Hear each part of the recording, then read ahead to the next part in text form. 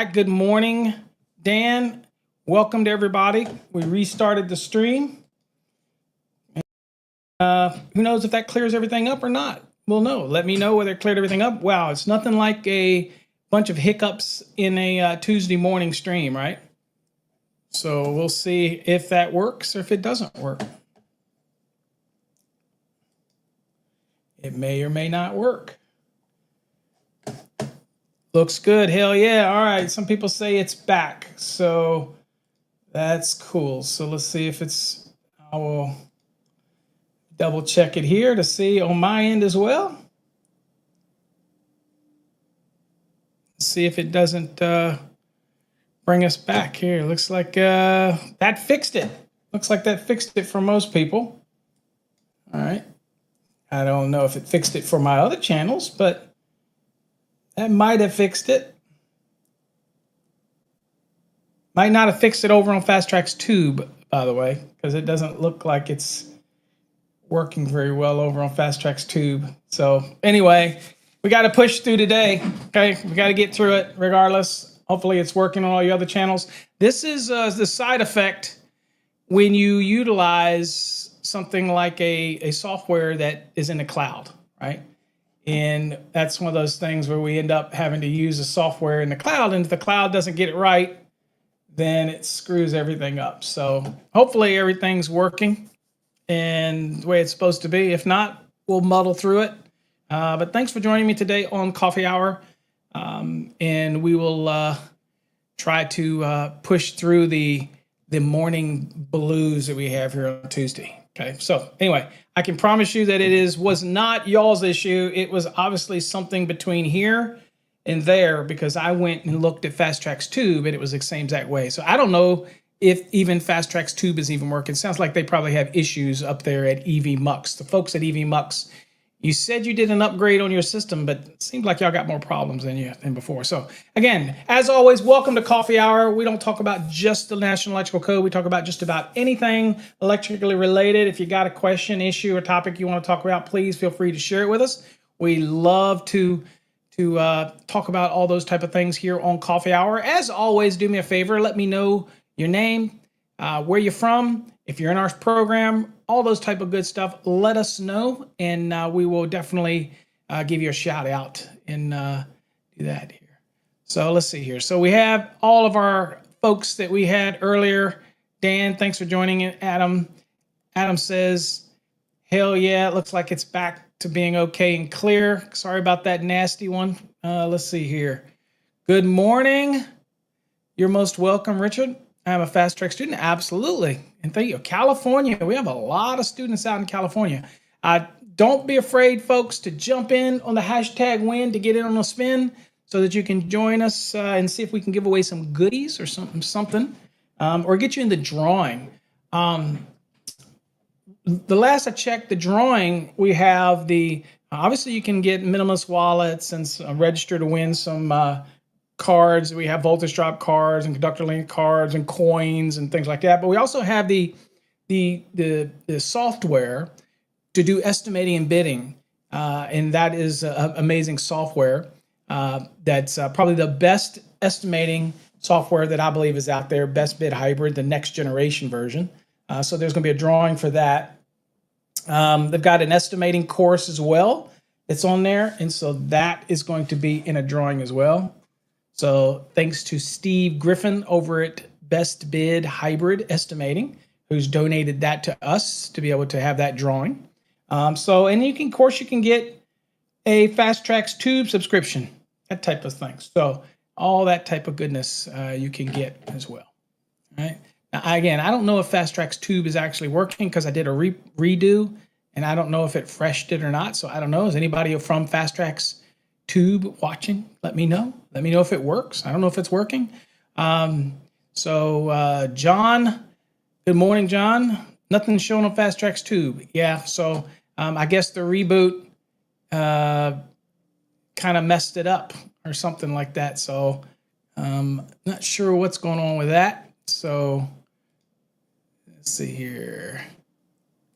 We're going to kill the stream for that since it's not working. and we just kill it. So it's not going to be working at all now because I just killed the stream, that type of thing. So no viewing on Fast Tracks Tube today. Seems like because of the fuzziness, I had to kill it. So it is what it is. So wherever you're watching, that's where you need to stay. Red Dog says, good morning. What's good? Hope all is well. Checking in from Los Angeles. Okay, on the West Coast, Fast Track student here at work. Soak up all that knowledge. We love having you here. Thanks for joining us. All right, so thanks everybody again for joining us. Today we're going to go back over some exam prep questions again, different ones. We're in actual exam prep unit 7, the database 7. So those that are following along and want to go back over these questions and things like that, we're in the master's edition, and we're working on exam number 7 sample pack, that type of thing. So, and then of course we'll go to the NEC and look these things up. But if you have any questions while we're going over the NEC, please put them in the comments. Let me know. I'll share them on the screen, and we can go into a little more detail on anything if you have anything. All right, so let's go on and get into the lesson. So here's our lesson, first question of the day. Okay, let's see here. Let's see if we can't get into this one. Mike, I see you in there. Welcome. Thanks for joining us. All right, it says receptacle outlets along kitchen countertops shall be installed so that no point along the wall line is more than blank inches measured horizontally from a receptacle outlet in that space. Okay, so we're talking about the receptacle outlet, and we're talking about the spacing requirements on a countertop. Well, we all know in the past when we think about receptacle outlets, okay, we're not just talking about the device, that's the receptacle. We're talking about the outlet to which the device goes into. Okay, big debate amongst people on what the term outlet means. But that is the outlet box is what we put the receptacle, the device in. The outlet itself is defined in the NEC as a point where we're taking power from the system. So obviously the building wiring connects to the device that mounts in an outlet box. Okay, we get all that? Because there's some people out there who want to argue that that's not what an outlet is, and that's incorrect. We have a good definition of what an outlet is, and it needs to be very broad, right? Okay, so we have this. So now the first thing that we look into here is, again, and we also remember Richard. This is a good example. I just want to show you. I'm going to pick on you, Richard. I'm only going to pick on you. I know you came back and corrected it, but I do this a lot with my exam prep to make people aware that a lot of times people answer questions in our exam prep when, the ones that we used to grade, not the ones anymore, but I mark it wrong when people would say, for example, in this one, they say 2 feet. Just be hypersensitive. I'm using this for an example. The question only gives you inches, and the question asks inches, right? Inches. So when answers come like 2 feet, things like that I typically would mark that wrong when I do grading. As James, Mr. Simplex there will tell you, I usually mark that wrong because I'm trying to hyper focus you. And when you're ready, you're getting ready for an electrical exam, you want to be hyper focused, and you want to be able to look at a question and say, okay, if I look at a question, then as I'm looking at the question, I want to make sure that I pull all the information out of it. And so in that question, it's looking for inches. So we always want to answer in inches. So it's not like me and Richard planned that, but it's it's kind of those things where I like to get people really looking at the question. And this question was about inches, right? So we go back to the question. So we know that in looking at this, we know it's not going to be 40. Some people would say 48, right? And you got to remember that it didn't say the maximum distance between receptacles. Okay? If that was, then that would be 48. It wanted to know that on the countertop, kitchen countertop, shall be installed so that no point on the wall line is more than blank inches measured horizontally from the receptacle outlet in that space. Okay, so you're in that space. Like if I have a wall and I have 2 receptacles, no matter where I touch on that space, I need to be within so many inches of a receptacle outlet. Okay, so that's different than if I ask you a question, and be very sensitive to this. What's the maximum distance between receptacle outlets on a countertop in a kitchen? Well, if it was the maximum distance, think about your answer there, Adam. Okay, think about your answer again. If I want the maximum distance, then it would be from this one to this one. There would be a maximum distance. But that's not what the question was. The question was, out of the code, any point on the wall from a receptacle. And we have the same type of question that also is for when we do the regular receptacles in a living room, for example. Every 6 feet from an opening, and then every 12 feet, so that no point along the wall is more than 6 feet from a receptacle. But the maximum distance between receptacles would be 12 inches, right? 12 feet, right? So on this one, since we're looking at countertops, now what did I tell you folks, the Holy Grail? The Holy Grail of receptacle outlet spacing is 210.52. That's where you start, 210.52. And then you'll go A is your general spacing, okay? And then you'll go B, and then you'll go C. You'll go down, you'll look at spacing and go, okay, I'm dealing with the kitchen countertop. So we're going to go over to the NEC. And we said the Holy Grail of spacing. We could use the index. I do have the index geared up, but we don't need to use the index for this one. We know that the receptacle and spacing requirements are typically 210.52 is where all of that spacing starts. And is in perfect harmony. Link is having a problem running today. So go figure. Wow. Tuesday. We're going to start calling this Trouble Tuesday because obviously it's a problem with Link. So I'm going to have to go back into Link. Something is wrong with it. Wow. It's one of those days, guys, where nothing wants to work. All right. So let's go down to 210. All right. 210, let's go down to 52 because that is dwelling units receptacle. Okay, so y'all see that is dwelling unit receptacle outlets, and then you'll go down. The A is the general provision. That's where we get all the spacing, the 6 foot, 12 foot, and all that kind of stuff. Yada yada yada.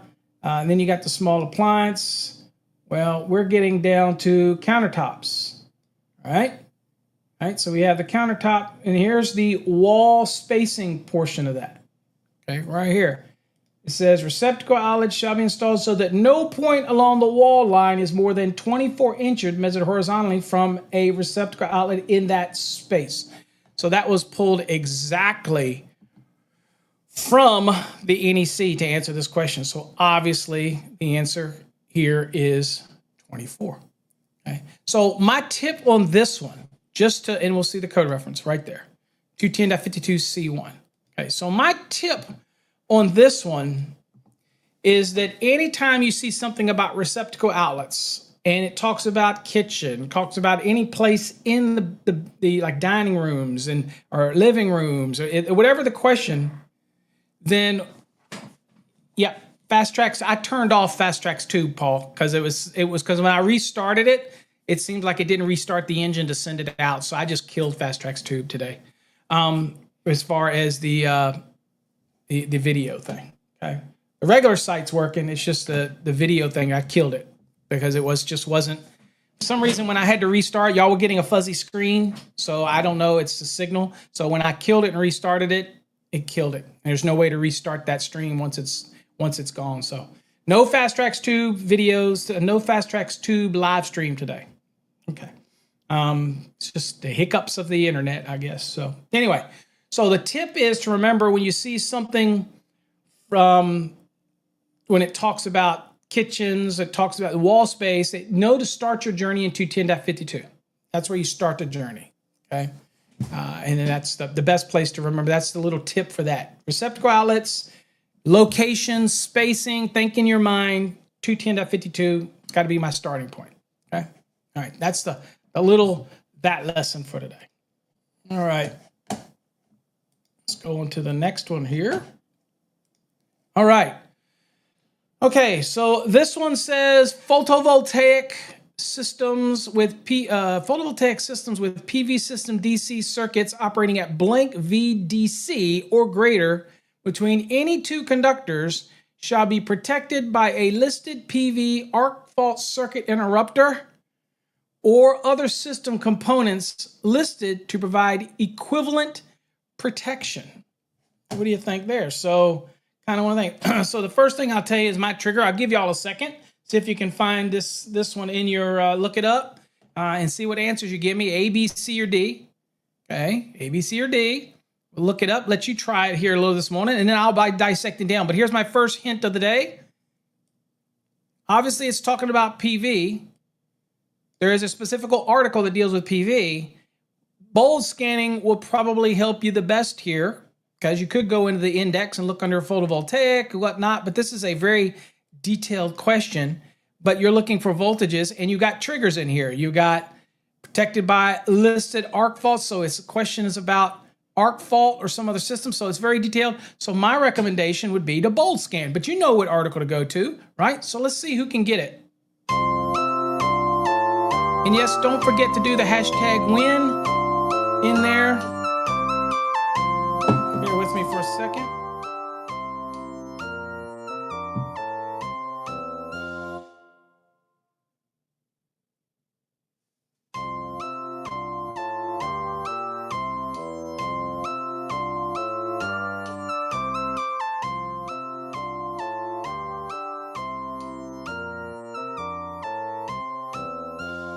Nobody? All right. Well, let's see if we can go. So remember the question. Okay. Be very, very focused on the question. Let's go to the NEC. And we know that photovoltaics, okay, are where? Photovoltaics are in 690. 690 is not big. Okay. 1,000's not the question. Whoever said 1,000 volts, that isn't one of the questions. It's not one of the answers in the question. Okay. So let's go here, and you can disagree all you want, Blue Dog. It's a disagreement zone. All right, so here's scope. All right, so what we're looking for is the general requirements. Okay.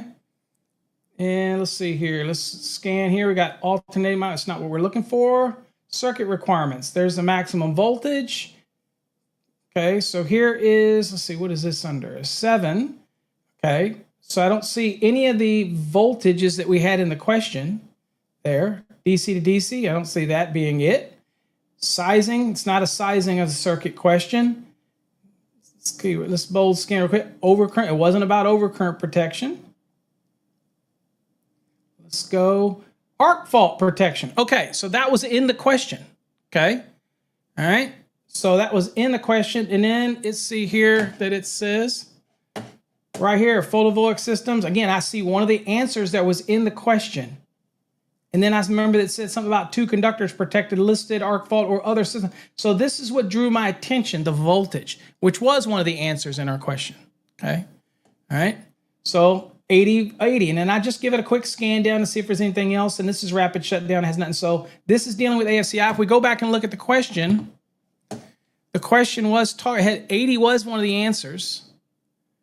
And all of this language matches, okay? And it's arc fault. So we were there. So the logical answer here is going to be 80. And there's our code reference, 690.11, that type of scenario, okay? Very good. Let's go to another one. Okay. Now, this is a question. Now, we get this a lot on exams too. Let me look at this one. So look at this question. If you look at this question, a lot of times when people answer this, they want you to answer it in the right order. But sometimes people just give answers. We do this on our Fast Tracks program as well, when we'll ask certain questions, and you might give the answer out of order, and we mark it wrong. Not because you didn't find it right, you weren't in the right area to be, that type of. The problem with what happened is that you just threw the answers out, and we'll mark it wrong because we want them to be in the proper order, right? So you see this one here says, where a feeder supplies continuous loads or any combination of continuous or non-continuous loads, the rating of the overcurrent device, okay, so we're talking about the overcurrent device here, shall not be less than blank % of the non-continuous loads plus blank % of the continuous loads. Now, if any of you have watched, don't guess. No need to guess on this one, okay? So this is all in the code. So y'all are familiar. If you've not watched my video over on the Fast Tracks tube, we always talk about continuous loads at 125%, non-continuous loads at 100%, because the load is what it is, okay? So when we think about those, we're thinking, okay, so non-continuous loads, okay, we're thinking, all right, non-continuous, then it's 100%. The load is what it is. The continuous loads, we take at that additional fudge factor of the extra 25%. So it's 125%. Now this goes for branch circuits under 210.19. This also goes for feeders under 215.2. All of this is what goes, and something you need to get in your head. Continuous loads that are loads that run at their maximum output, or unless the code tells you to treat something as a continuous load, runs at its maximum output for 3 hours or more, then it is considered a continuous load. Okay. If it runs at its maximum output for less than 3 hours, then again, you don't take it as a continuous load. It's just the load. It is what it is, that type of scenario. Encourage folks to go watch my derating demystified video that's over on Fast Tracks Tube. It is probably, of the videos that I've done, probably one of the most popular videos out there that we have, because it teaches you everything about adjustment and corrections, how to use 310.15 B11, how to use 310.15 C1, how to do adjustment and corrections, how to apply the 83% rule in 310.12. Oh, by the way, we're using 2023 NEC. We always use the latest edition. I don't have the time to go back into 2020s and 2017s. You can cross-reference in your code book when you join me. But at the end of the day, it's one of those things that just be familiar that this applies to branch circuits, this applies to feeders, and this also applies to service applications, okay? Remember, 100% of the non-continuous load is just the load, and 125% of a continuous load, that being one that is at maximum output for 3 hours or more. That's a defined term in the NEC, okay? Or like with a water heater in 422.13, where it tells you to take something as a continuous load. It doesn't care whether it's going to be at its maximum output or 3 hours or more. It just tells you that treat it as a continuous load. So you'll get that in the code as well. But to show you where that is in the NEC, let's go to the NEC. Okay, and so just show you where it is for branch circuits, just so you know. In branch circuits, okay, it's going to be right here. For the overcurrent device, it's going to be right here. See where it says not less than a non-continuous load. That means 100% plus 125% of the continuous load. So here it is in 210.20. That's for branch circuits. Okay. All right.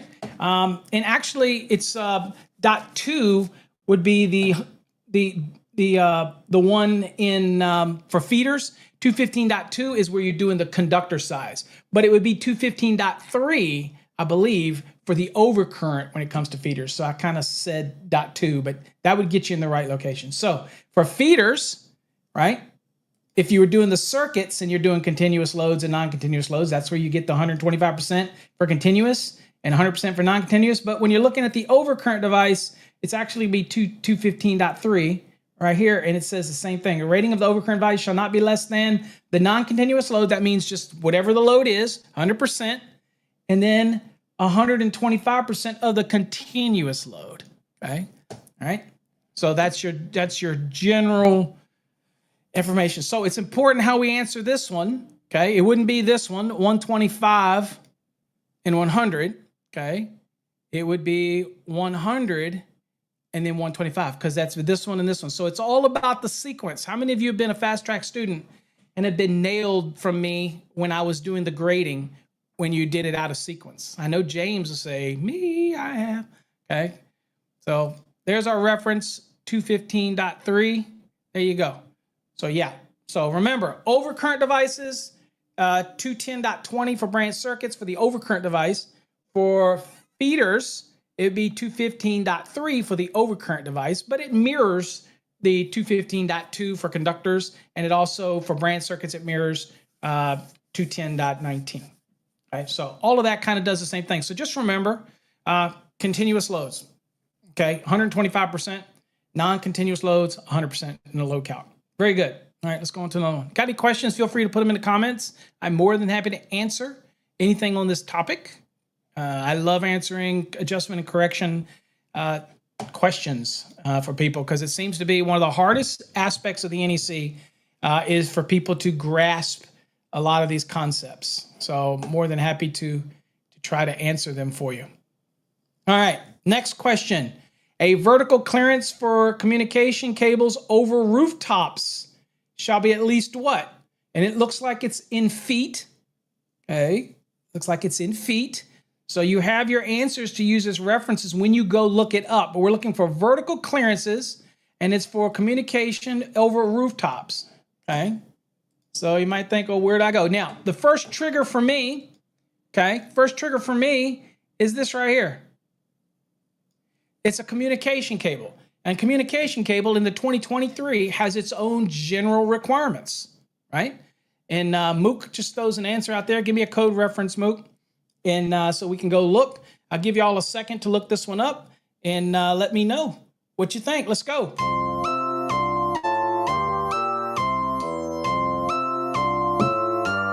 And if you don't have your code book handy, that's okay. We'll go look it up. Paul says 8. So now we got two different values here. We got Paul has 8, Mook's got 10. Okay, either both of them guessed because they get no code reference. Paul comes back with the code reference. That's what I'm talking about. All right. So one way to do this is you could go to the index, and we'll do the index today, this one, just for craps and giggles. Okay. Let's see here. Hold on. Let me do this here. So let's go there for craps and giggles. All right. Here's the index. And we could go to communication cables and see if that would be the answer. Okay. We don't do this all the time because it takes up a lot of time because one, can't see it, and two, y'all have got the code book, so y'all can do this. So, but I'm going to look up here, and let's go back here. You'll see me squinting because I do have a hard time seeing it on all these computers. Got to go back. Communication systems. Okay, so the first thing we see is, let's see here, communication systems right here. And it says go to article 800. Okay, so that's basically communication cable, communication system. So let's look down here, and then we see here if we got any overhead wires. Okay, right here. It said overhead wires and cables, 800.44. I don't know if y'all can see that right here. Okay, so we got there pretty quickly for that. So we're going to go to 800.44. Let's go back here. And we're going back here, so we're going to go to 800. That was pretty quick for us under communications. Now, see, you notice in the 2023 that it has general requirements for communication systems. In 2020 or whatnot, you might have to go into 820, 810, those type of things, but you're going to go to the same concept of the index and use the index the exact same way. But in here, we know it's a general requirement, so we're going to go to here, wiring cable outside and inner building. So overhead aerial wires, we got this one right here. Okay, so we got this here, and we're gonna look down here and we'll see clearance. Okay, we got above roofs. Our question was above rooftops. Okay, all right. Communication wires and cable tendons and vertical clearance are not less than 8 feet, and at all points above or below the roof. So 8 feet. So the answer looks like it's just 8 feet from all points of the roof that it passes. Okay, so let's go back to the chat and see what our answers were here at the end. So we've got Paul gave us 8. Mook just threw out 10. Didn't support it. Adam comes back with the reference. Adam's got the 8 foot. Mook was thinking service cables. Read the questions. Communication cables. Communication. All right, so let's see. All right. Okay. So that was our trigger. That got us into the index. But again, you could have triggered you to go to 800 and start bold scanning, that type of thing. You could look in the index. Oh, let me do that real quick. I remind people. People hate when I do this, but I'll remind people. Always remember that when you're doing your exam prep and you have time, you're not taking it, unless you're like a couple days out or 2 weeks out, then you should be timing yourself, right? Using your phone, set a timer up, get these questions, get a good database. If you don't have a database of questions, we sell just the database if you're interested. Get yourself your phone, do a 2-minute timer on your phone. That way you're dissecting it, but that's the last 2 weeks. If you're just studying right now, you're trying to get better at the NEC, and you're just trying to get better, and you're not really prepping for exam, you just want to get better, and you should always be trying to strive to get better, then you want to dissect the code question. Take a question like ours we just had and rip it apart. If it takes you 10 minutes to do it, that is fine because you're in the study mode. So I'm going to look under vertical clearances. I'm going to look under communication. I'm going to look under communication cables. I'm going to look under rooftops. I'm going to look under every key thing in that question, right? Because I want to get my money's worth and I want to see what the index can bring me. And it's going to help you. And we call that ballistic training. And people say, well, I don't got the time to do all that. Well, then you're not really studying. You're just flipping the book. You're just flipping pages. There's a reason. There is a logical reason to the madness of why you do this, why we say take your time, why we say dissect it. It's also a reason in our exam prep why we tell you to look at your code, look at the chevrons, go to the code book, read the code. You might think it's just taking up time, but it's not. It's training your brain to be better at maneuvering through the NEC. And it's a method that we've used for many years, and it brings back really great results. If you're interested in our Fast Tracks program, go watch the demo on our website. It's designed to move you in and out of the code book into the lesson, and it works. I get enough emails and support from students all over the country. I know it works. I don't have to say I think it'll work for you. I know it'll work for you, but you got to put the time in and you got to do it right. Okay. All right. Let's look at a question here. All right. So that clear. So we know the answer.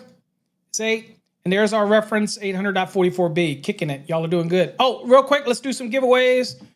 Go to the contest. Let's, if you haven't put hashtag in, do it right now. Hashtag win. Hashtag win. What's up, Cray? What's up, Cray? Put that hashtag win in there, and let's see what you can get registered for, or maybe you can instant win something. Okay, we're going to add something on Monday as well. Yep, we're going to add subscriptions to Trade Hog in there as well. John, just to let you know, your wallet's in the mail, just so you know. All right, let's do this.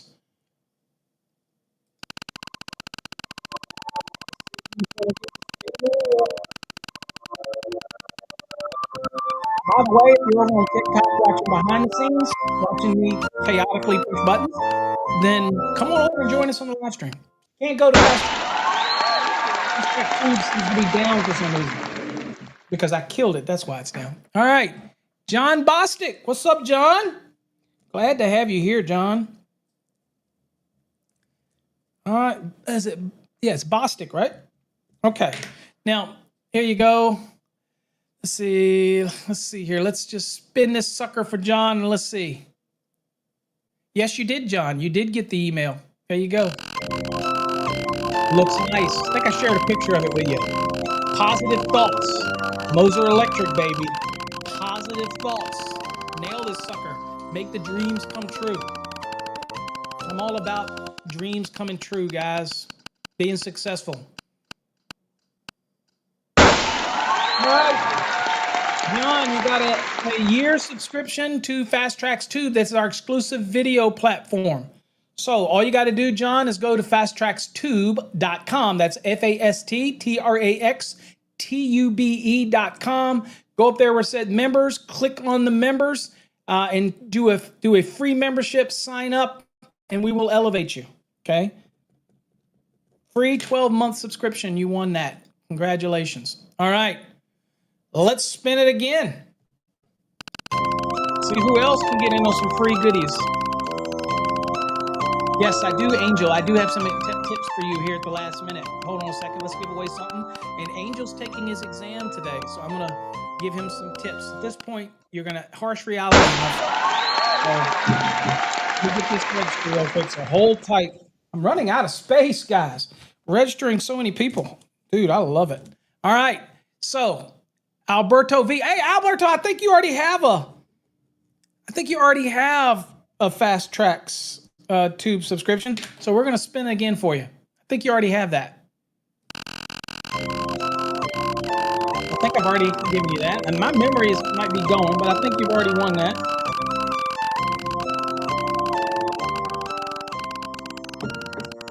And I'm all about soft hands.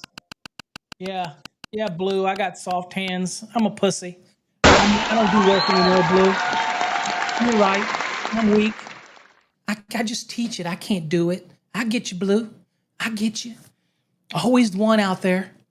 All right, let's see. Bidding, estimating course. Okay, Alberto, you are in the bidding course. So you're in the drawing for the bidding course. Okay. Yep. All right. So good deal. So that is a great value. It's over $500 value.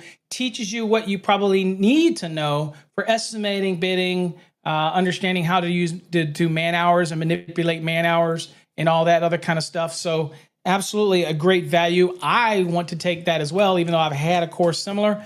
But Steve and them over at Best Bid Hybrid do an amazing job with that. So I think that is an amazing giveaway. Okay. All right. Let's get over to the lesson real quick. And so I can get my soft hands back on this computer. All right. So the next question we have is household electric ranges. It says household electric ranges, cooktops, and wall-mounted ovens rated more than blank kW shall be allowed to be sized according to table 220.55 for service demand, for service calculations. Is it 1? And remember, we're looking for kW. So is it 1? Is it 1.75? Is it 2? Or is it 2.5 kW? Okay. Now, I can be honest with you. In this answer immediately, this question, it kind of gave you where you need to go, right? So let's see who can come back with the answer. Let's go. Even you soft hands, go ahead. With people like me who've never done it before in the field, right? Never been an electrician, right? Been doing it for 40 years and all I can do is teach. Don't have the cuts and scars. Yep. It's always that one, right? All right, anybody? Let's go.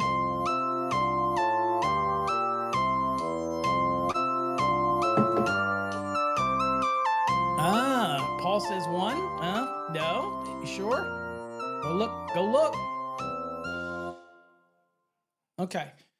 So hold on here. Let's make sure I don't lose my TikTok thought. People in the background here. Oh, bear with me, folks. I'm losing TikTok. I don't care if I lose TikTok, but people out there watching behind the scenes might care. All right. So if you think of this one here, this is talking about applying. Okay. This, okay. All right, see here, and hold on for a second.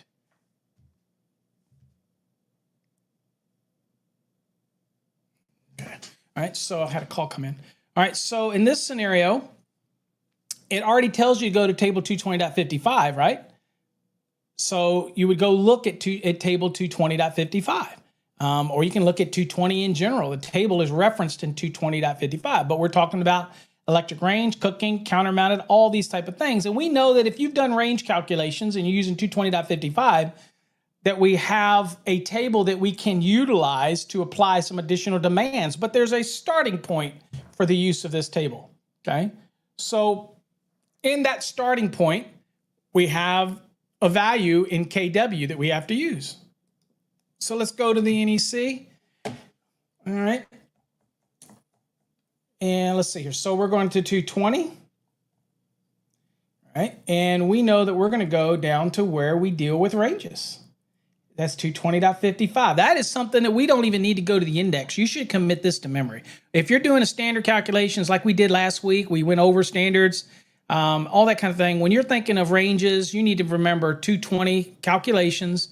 You need to think of 220.55 for ranges, for cooktops, cooking appliances, and you need to think of 220.54 for dryers. All those things should be dangling around in your head, okay? Shouldn't be that, it's not brain surgery to get to that part. All right, so once we're here, the first thing that should stick out right there, 1 3/4, all right? And so again, also for those that aren't aware, okay, when you have a fraction like this and on a question, you're given answers like these here, right? You're given answers like these right here, okay? You're thinking, well, where's 1 3/4? All you have to do is divide the 3 into the 4, okay? And as you see down here in my picture, it gives you the points, it gives you the 0.75, right? So that's where you get the 1. You divide the 3 into the 4, and that gives you the 0.75. So that's where you know that you've got the 1 in 0.75. So that's how we get the 1.75. Okay, that type of thing. So that is the answer for this one here. And you simply went to this table. And you say, okay, well, Paul, you went to the code. I did. So you say, I went to the code and got it out of the code. But if you go down here to the table, you'll also see it right here. It's also in the table itself, okay? Right? So either way, that would have gotten you the answer that you needed to have. And there you go, reference 220.55. Okay, so this one right there, that is definitely our answer. Did you get it, Mr. Soft Hands? All right, there you go. All right, next question. All right, a blank is a contact device installed at an outlet for the connection of an attachment plug. Okay, the blank is a contact device, supply, outlet, plug, or receptacle. What do y'all think? I will hit the timer. Come on, y'all get this. And this also looks very much what? Like a definition, right? It's kind of just the way that it flows. It looks like a definition. A blank is a contact device. So if you're looking at this one, this looks like a definition. So what do you think it is? Let's go.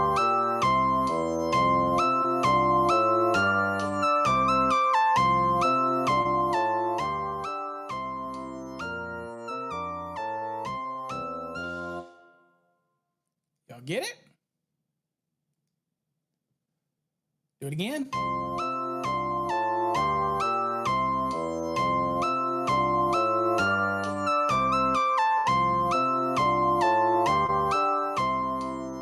Okay, I got answers. All right, so y'all know very much this is a definition. It looks like a definition. Y'all know what an outlet is. And people try to get into my invites over on TikTok. They will never learn that I don't invite anybody into my streams. Wow. Okay. All right. We got a lot. Everybody seems to be throwing up receptacle. Paul's got receptacle. Outdoor manship Mike has receptacle. Paul's got receptacle. Everybody's got receptacle. If we go over and we look at definitions, and we can do that. And actually, let's go to share this tab instead. Let's share right here. And we go to 100. And we go down here. And just so interesting that I'll do this here is that when we look at the questions, one of them was supply. That has nothing to do with it. Outlet, plug, slang, by the way, unless you're taking attachment plug. Let's see here, but we want to go down and get to receptacles. I'll get there. Much easier for you to do it in your code book than it is for me. I can promise you that. All right, receptacles. Where are we at? There we go. Receptacle right here. See what it says. Receptacle, contact device installed at an outlet for the connection of an attachment plug. Okay. There you go. All right, so that is your definition. Now, just so you know, there are people out on the internet who believe that an outlet is a contact device, but an outlet is a point in the system where you take power from. So they don't understand the definition. But if I say anything about them, they'll cry and moan and do something and say that I was harassing them. So I won't do that. Okay, 'cause I don't want to hurt their feelings. All right, so. Obviously, receptacle, and there's your reference, Article 100. Y'all nailed that one. Let's go another one. Okay. Each patient critical care Category 1 bed area shall have blank receptacles. Okay, so again, this is a patient care area. Obviously, we know that is healthcare. Everybody knows there's an article in the NEC for healthcare. I could go to the index and look under patient care. Patient critical care, and we're going to do that one because this is a good one to use the index for that. So remember the question when we go look. So the question is each patient critical care Category 1 bed area shall have blank receptacles. Now, If you already know that there's a healthcare facility, is a specific article, you should know that article. Then you can go to that article and look for the receptacle requirements for that critical care location category 1. Or you can go to the index. And this is what I tell you guys. Take your time. We're in the study phase. Break this down. We're going to go look at the index because it makes total sense to do that for this one. Okay. So we're going to do this and we're going to go look at the index. And just for craps and giggles, we're going to look under patient critical care. We're going to look under patient, and you should be doing this. I'm going to show you an example of how you should do this. And then we can also look under healthcare facility as well. But and then you should see something like that. Or we can even look under receptacles and see if it has something under it. Okay. All right. So, and we're already here at R. So just for craps and giggles, we're going to look under receptacles while we're here and see if there's anything under receptacles. All right, here's receptacles, right? And you got branch circuit, critical branch. Okay, so it says something about a critical care, but you'll notice that it's 517.34, okay? Hold on for a second, somebody's calling me. I gotta make sure I get rid of that, okay? All right, so that might be a place to start, right? But we do know that it's 517, right? So at least know that there is an actual article, okay? 517 is healthcare facility. All right, so I'm just going to see if there's anything any more detailed than that, because that at least gets us somewhere, okay? But that's really talking about, the critical branch itself. We're talking about the patient care area, so we're looking more specific. So let's see here. So here's healthcare facilities, right? And notice that this is under receptacles, by the way. Okay, so when you see this, like healthcare facility, then real quickly, one of the things you want to do is use your scratch paper. And what you're going to do is you're going to write down each one of these. So I'm going to put 517 as the top header. I'll show you this on my paper in a second. And I'm going to write down each one of these. Dot 19, dot 31, dot 34. And notice they're all clustered together. So I'm just going to write under it dot 19, dot 31, dot 34, dot 42, and I'll show y'all how I'm doing that. But real quickly, that's what I do when I'm using the index. Okay, so I'm there, so I don't look down to see if I see anything more specific, like the patient care stuff or anything like that. And let's see here. I'm looking down to see if I see anything even more that I might need if I'm working. Remember, this is how you study. Okay, this is how we break it down to learn what's in there and what's not in there. As you get better, you're going to know to go to 517. You're going to know where you go. But we're learning, and that's what we're here for. And if you don't like that, that's not your thing on how I show you how to use the index, then you need to move on to something else. I don't want you in my stream. Okay, if anything that I say here annoys you, you got other people. You got Mike Holt, Ryan Jackson. You got other educators. Go watch them, please. They're great people. They'll teach you a lot. But if you don't like my style, piss off. It is what it is.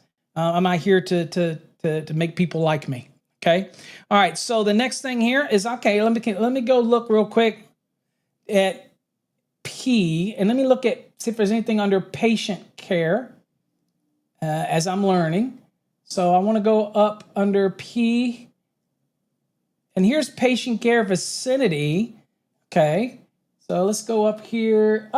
Look at here. Patient care spaces. Okay. Category 1. That was in our question. Notice it's dot 19, still jives with what we had before. So that is one that matches, right? So I got this dot 29. I'm going to just do a dot 29 since it's in that same cluster. Dot 34 we already have written down from before. And then I got a dot 40. I'm just going to hit a dot 40. That's in my cluster. So we have that patient care spaces. Okay, we're dissecting this question. So then what's the next thing we look under? Maybe under healthcare facilities. So let's look under healthcare. So see what you're learning? You're learning all the different locations in the index that might be beneficial. And over time, it helps you, trust me, especially when you get to that critical thinking moment in your brain when you're on an exam, you start to understand how it just kicks in and you learn how to flow through the index. So let's go to healthcare and see what would be under healthcare. All right. So let's see here. So I'm go back up here. So let's see if there's anything under, okay. And bear with me, guys. It is hard for me to see stuff anymore. My eyes are not what they used to be. So I'm sure I'll get comments about people saying, Paul, I wish you'd go blind. Trust me, I get those kind of emails from people. As much as I try to help people, I still have the haters out there for some reason. But you know what? Piss on them. We don't care about them. All right, so here's healthcare facility, 517, right? And that's probably where I would have gone probably up front. But anyway, so let's look down. Remember, let me show you how this works too. If you look at the screen, you have healthcare facility, and you see underneath it, communications, it's indented. And then you have stuff that's indented under that. So this is germane to this. This is germane to this. Okay. So I'm looking down here, and this is the charge. And I'm going to go down. Let's critical. That's not really what I'm looking for. Let's see here. I'm just going to kind of go down and see what we're learning in here. Isolated power is not really what I'm looking for. Let's go over here. Power, no. Wiring, no. Okay. Wiring and protection. Well, no, but it talks about category 1 space, and you see that it's .19, so we already know in our list that's a place for us to be. Let's go down to receptacles. All right, here we go. 517.13, that's 16, and .19. So we already had .19. I'm going to add .13, and I'm going to add .16 to my research. Okay, now, again, keep in mind that we have done this. Keep in mind, okay, that we've been doing this and writing these down. So I just wrote these down on my scratch paper like I would do in an exam. And they all seem to be clustered around the same thing. So what I do, okay, is I will go to the lowest one. I'll go to the .13, and then I start my bold scan. Now, I will remember that .19 appeared a lot in all of my cross references. So that is an example of how we study and dissect a question. That's what you should be doing up until the last 2 weeks before you take an exam. When you get down to the last 2 weeks, all of that preparation, all of that work, all that dissection, believe it or not, will come back in your head, and you will find that you can maneuver around, okay? That type of thing. So it's one of those, it just trains yourself to be able to do that type of thing, okay? So that's the thing. So again, we have to try to, once again, remember the question when we're doing this. And that's part of the critical learning. I mean, you have to get used to that because that's what you're going to do in an exam. Now, in our case, I gave you the question, and we had to remember that it was talking about patient critical care, category 1, and wanted to know the number of receptacles. So that's what started our journey, okay? And so we have to train ourselves to remember back and forth, that type of thing. All right, so if we go back here to the code, and I will go to the code really quickly because we did all that dissection. All right, so I'm going to go here. And I'm going to go to the code, and we're getting a bunch of answers coming up. But remember, Val, that wasn't one of the questions. So we had to remember the question. The answer was 2, 6, 8, or 14. Those were our answers, okay? So there we go, right? So there we go. So let's go to the NEC really quickly, if I can get there. All right, we're going to NEC. All right, and so we knew that we're in 517. It's pretty clear that we're in 517. Now, if you've been studying in our course, you knew 517, and you probably went and you started bold scanning because you knew there's specific areas or specific part that deals with receptacles, right? All right, so you probably already did that in our program. But for those that are not in our Fast Tracks program, we went here, and we're going to go to the first one, which is .13, okay? So you'll notice at .13, it's talking about space and feet. It's not talking about any number of receptacles in here in this area. So you're immediately looking at it going, this has nothing to do. It's not relevant to me. So I immediately jumped to the next one, which was 16. 16 was dealing with isolated ground receptacles and was not the question, right? Then the next one we had was 19, I believe. So we jumped to 19. Category 1 space. And immediately when you start looking at this one, you're going, okay, it's talking about the minimum number. And here it says, boom, patient bed space. Again, we're in, by the way, just to show you, category 1 space. We're in 19, all right? And we're looking at the minimum number. And it says each patient bed location shall be provided with a minimum of 14 receptacles, okay? So that's the answer. And was that one of our questions, one of our answers? Absolutely it was, right here, right there. So we click it. What's our reference? 517.19b1. Okay, so the whole point of that exercise that I just went through is exactly how you should be breaking a question down. Don't listen to what other people say, Okay, I tell people this all the time. You want me to flex? I'll flex.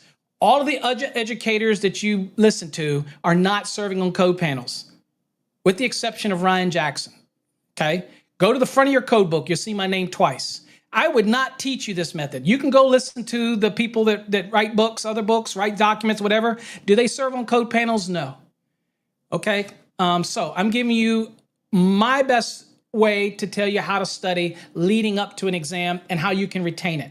Okay, others can talk the talk, but their name ain't in front of the book. They haven't been involved in the development process. They just write books. Okay, so they're living in a land of interpretation.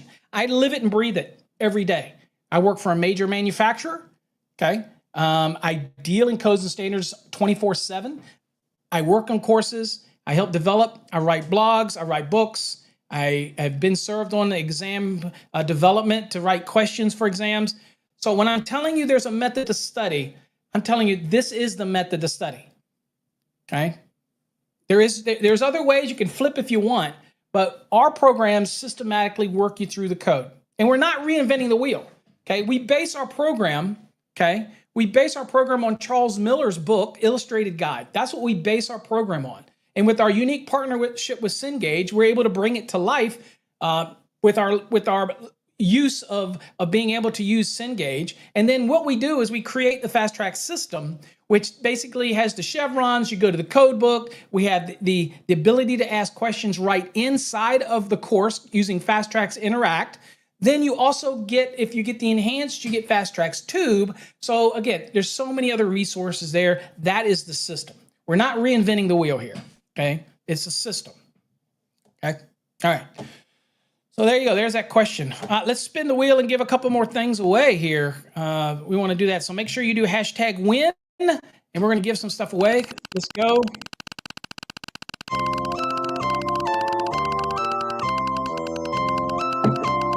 But I showed you the way that you should be doing this with your scratch paper when you're taking an exam. Always write the key article and then Jay Electric. What's up, Jay Electric? Okay. You might have won before, Jay, or been on a list or something. So let's get you here. Let's see. Jay Electric. All right, Jay Electric. Let's see. Let's spin the wheel and see what you get. Let's see what you're included in the drawing. Tino, you're most welcome, sir. Glad I can help you in any way. It still amazes me, though. I don't mind the haters, but they still watch my stuff. They still read my books. They still read everything I've got. But yet they're still a hater. I don't get it. Stop reading my stuff. Stop joining in on my stuff. Delete my Facebook page. Stop following me on YouTube. If you're a hater, then why are you even reading my stuff? Why are you watching my stuff? What does that say? That means I'm in your head. And I love teasing them. So, all right. So let's see here. Where was I at? Esther, Jay. Okay, Jay, you are in the drawing for that improperly spelled estimating, which I still haven't fixed. You're in the drawing for that software. It is the best bidding software out there. Best Bid Hybrid. Steve Griffin is the creator of that thing. It's amazing software. So I'm going to put you're in the bidding for that software. You have a good chance, too, because there's only like 4 or 5 people in the bidding for that. You know what I'm saying? Okay. Y'all, I'm doing my thing, Tino. I just love teasing them because I know I got their mind. They're watching. Just like on TikTok. TikTok's got this feature where you can watch without joining the room. So I always know they're out there watching. So I'm actually in their mind. Yeah, it's spell check. Whatever, David. I just haven't fixed it. Big deal. Are you one of those haters, David? All right, so let's go. Let's spin it one more time. Give something else away here. We're getting at the end.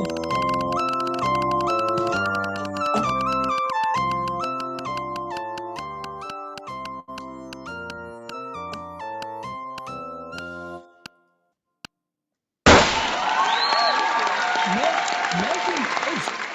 Well, welcome, Melting Toast. Let me see here. I got to find room to add you here. All right, so let's do Melting Toast. All right, Melting Toast. Let's see what haters have soft hands. Yes, they do. Let's see here. So let's see here, Melting Toast. Let's see what you get.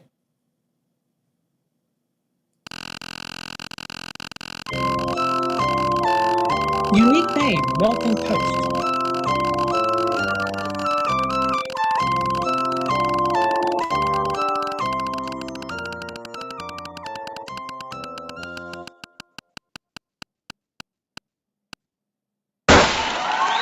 Melting Toast, you get a 12-month subscription to Fast Tracks Tube. All you got to do is go to fasttrackstube.com. That's FASTTRAXTUBE.com. Up in the top, it'll say membership. Click on membership, sign up for a free membership, and let us know. Just send us an email, and we'll upgrade you. So there you go. All right. All right, guys. That has been it for today. Hopefully you got something out of the day's lesson. Join us tomorrow. We'll do it again. Bring anything that you want, anything you hear about, anything you want to share. And I will fix my spelling on my wheel. I made a note to myself. And so we, Melting says you already have it. So we're going to spin again. You already have that one. All right, let's get you in on something else. Let's do it again. Of course, you can also get an extra year if you want. So we'll spin it, get into something.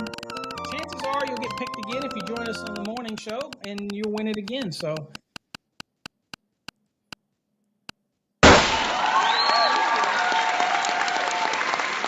Okay, best bid software. You're in on the best bid software drawing. Okay, so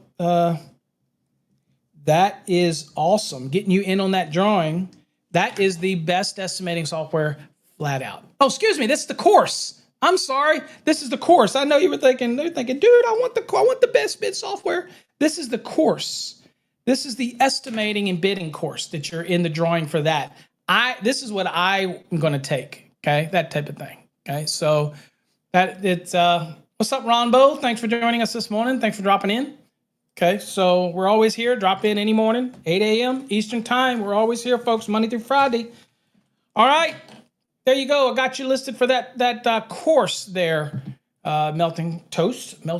Is it right? Melting Toast. All right, everybody, I want to thank you for joining me today. Be safe out there. We'll catch you on Wednesday. We will go over some exam prep questions as well. And you got any questions you want to ask, make sure you curate them and bring them to the show. If you're in our Fast Tracks program and you have a question on one of the questions or whatever, feel free to bring it and put it on Word document, and then cut it and paste it in the chat, and we'll look it up, that type of thing. Oh, for those that are interested, let's just do this real quick. For those that are interested, TradeHog does have the Office Hog added right here now. So for your estimating or to ask a office-related HR question, that is included now in your TradeHog. And we did not do any hog question today. But again, go check it out. It's up for free checking it out over on tradehog.net. It is AI, and we hopefully are going to be adding in a trained Grok model soon. We hope that's the new AI from Elon Musk. We're going to be adding that in it. So again, we're going to be tailoring it so that it is more towards the construction type of stuff that we do, because that's important. We want to make sure that it only brings relevant results. So we have to filter it down, and we're going to train the model like we've been training everything else. So we're excited about that as well. So anyway, thanks for joining us, folks. Appreciate you. And hope to see you next time on another coffee hour. Take care. God bless.